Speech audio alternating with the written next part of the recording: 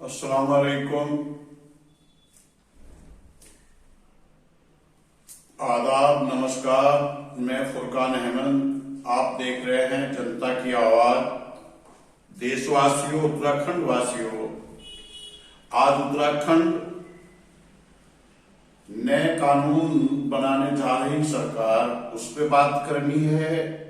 और भाजपा और भाजपा सरकार देश में किन साजिश करके और ईवीएम में हेराफेरी करके और सरकारी मशीनरी का जो इस्तेमाल करती है, उस विषय पे बात करनी है। आज उत्तराखंड में और कई दिनों से सोशल मीडिया और मीडिया के जरिए, क्योंकि कुछ गोदी मीडिया भाजपा की कार्यकर्ता की तरह, भाजपा के प्रवक्ता की तरह काम कर रही है। सरकारी अधिकारी भी भाजपा के कार्यकर्ता की तरह काम कर रहे हैं और चुनाव के समय साजिश करते हैं अधिकारी, मीडिया और भाजपा के लोग। अब जोर जोर से हल्ला हो रहा है कि उत्तराखंड में एक नया कानून आने वाला है, सिविल कोड, यूजीसी, और मुसलमानों पे खासकर पाबंदी लगाई जाएगी, ये किया जाएगा, वो किया जाएगा, क्योंकि भाजपा ये शो करना चाहती है कि आप जितना मुसलमान को डराओगे, धमकाओगे, इनके खिलाफ कानून बनाओगे और झूठे मुकदमे में इन्हें फंसाओगे, फर्जी इनकाउंटर में इन्हें मरवाओगे, पुलिस कस्टडी में पत्रकार बन के किराए के बदमाश इन्हें गोलियों से मारेंगे तो हमारा वोट बैंक पक्का हो जाएगा। और फिर दूसरी साजिश करते हैं कि कुछ मुसलमानों से भी वोट ले लें। तो सबसे पहले तो खासकर मैं मुस्लिम समाज के लोगों से अपील करना चाहता हूं कि आप भाजपा की सरकार और भाजपा की साजिशों से डरे ना,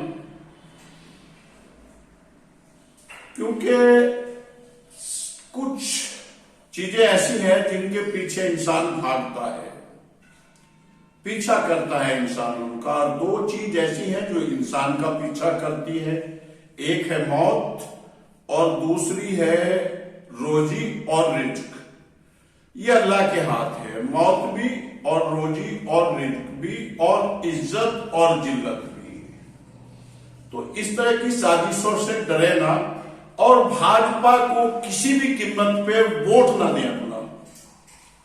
किसी भी हालत में कुछ भी कहें, कुछ भी लालच दें, पर आप इसे वोट ना दें बिल्कुल भी। ये तो उत्तराखंड का मुद्दा है। उत्तराखंड में कई चीजें हैं जो उत्तराखंड के नौजवान रोजगार की वजह से प्लान कर रहे हैं, उस पर कोई बात नहीं होती। महंगाई पे कोई बात नहीं होती, बेरोजगारी पे कोई बात नहीं होती।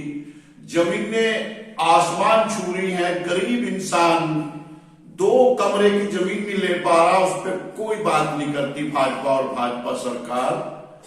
बस हिंदू, मुसलमान और मुसलमान को कैसे प्रताड़ित करना है उस पर बात करती है और दूसरे लोगों को खुश करने का काम करती है। खास करके धर्म पे राजनीति करती है भाजपा और आदरणीय मोदी जी।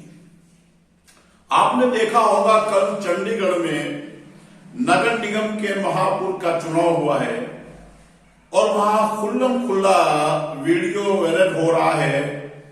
सरकारी अधिकारी आम आदमी पार्टी और कांग्रेस के लोगों के वोट कैंसिल करके भाजपा को जिता देता है। इसी तरह 2022 में उत्तर प्रदेश में कम से कम सरकार और सरकारी अधिकारियों ने, जिला अधिकारी और जिले के कप्तान ने मिलकर सरकार के इशारे पर निर्वाचन आयोग को साथ लेकर 80 सीटें सपा गठबंधन को हराया, जबरदस्ती सरकार बनाने से रोका। अब मान लो 80 सीटें अगर होती तो सरकार किसकी होती? 2019 के जब चुनाव हुए उसमें भी कम से कम 20 सीटें ऐसी थी लोकसभा की जो जबरदस्ती हराई गई। अब फिर माहौल बनाना शुरू कर दिया।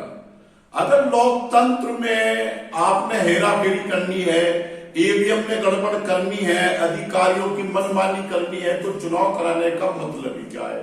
चुनाव मत कराओ, घोषणा कर दो कि हम तो प्रधानमंत्री है, ये मुख्यमंत्री है, ये गृह मंत्री है। लोकतंत्र को खत्म किया जा रहा है। दूसरी चीज है इन पे कि सीबीआई और एक इनके पास है ईडी। हम भ्रष्टाचार का और भ्रष्टाचारियों के साथ नहीं रहते, मुखालफत करते हैं, पर भाजपा में भी बहुत भ्रष्टाचारी नेता है, भ्रष्टाचारी मुख्यमंत्री है, भ्रष्टाचारी मंत्री है, और भ्रष्टाचारियों को भाजपा ने लिया। जैसे महाराष्ट्र में अजीत पवार है, बहुत बड़े भ्रष्टाचारी थे, भाजपा कहती थी भ्रष्टाचारी है, जब वो ले लिए तो अब सही हो गए। शिवसेना के शिंदे जी ने मुख्यमंत्री बनाया है।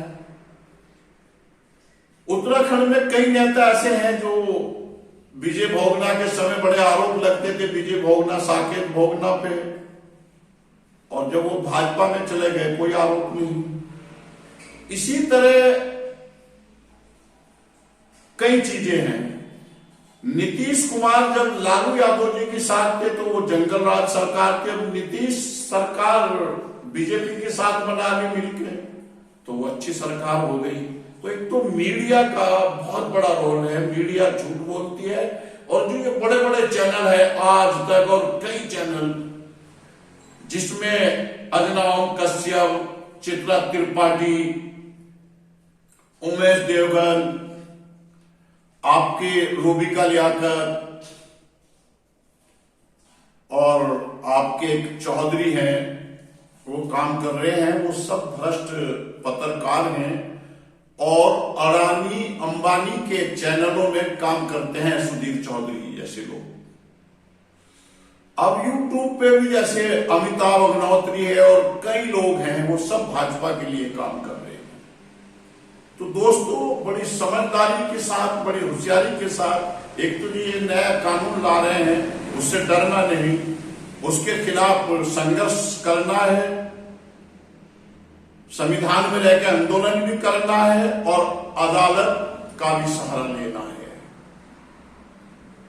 दूसरे 2024 में जो ये संविधान को खत्म करके ईवीएम के जरिए और अधिकारियों के जरिए और मीडिया के जरिए धार्मिक भावना फैलाकर तिवारी प्रधानमंत्री बनना चाहते हैं मोदी जी, उसे सभी जो बाबा भीमराव अंबेडकर के बनाए हुए संविधान में विश्वास रखते हैं, वो सभी लोगों की जिम्मेदारी है कि वो सभी एकजुट होकर इनका सामना करें, जन संघर्ष करें, आंदोलन करें संविधान में रहकर, और कोर्ट का सहारा भी लें। जय हिंद।